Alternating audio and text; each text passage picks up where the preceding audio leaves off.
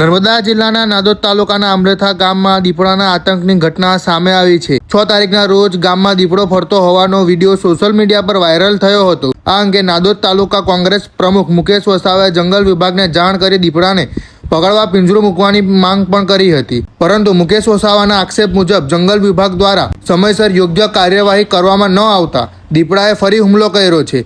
અમરેથા ગામના દેવાભાઈ હરિલાલ વસાવાના ઘરમાં ઘૂસી દીપડાએ 3 બકરાનો શિકાર કર્યો હતો, જ્યારે એક બકરાને ખેંચી લઈ ગયો હોવાનું જાણવા મળ્યું છે। ઘટનાને પગલે ગામમાં ભયનો માહોલ છવાયો છે।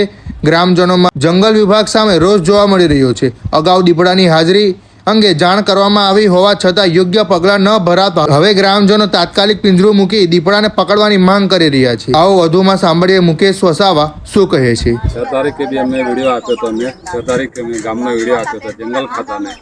અમારા ગામમાં 2 ચિત્તા છે, તેમ છતાં આ લોકોએ નિષ્કાળજી રાખી જંગલ ખાતા। અને આજે અમારા ગામની અંદર રામસિંહભાઈ દેવાભાઈની ઘેરે 3 બકરા અને 1 બકરો લઈ ગયા, 3 બકરા ઘેરે મારી નાખ્યા અને 2ને હજુ હાલત નાજુક છે। આ નુકસાન થયું।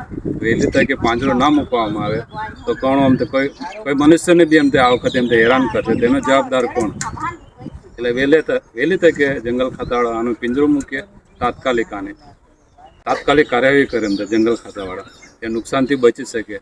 હમણાં ખેતીનો સમય છે, લોકો બધા ખેતરે છે, જો આવું નુકસાન કરશે તો શું થશે ગામનું? આનો જવાબદાર કોણ? નાદોદ તાલુકા પ્રમુખ મુકેશભાઈ।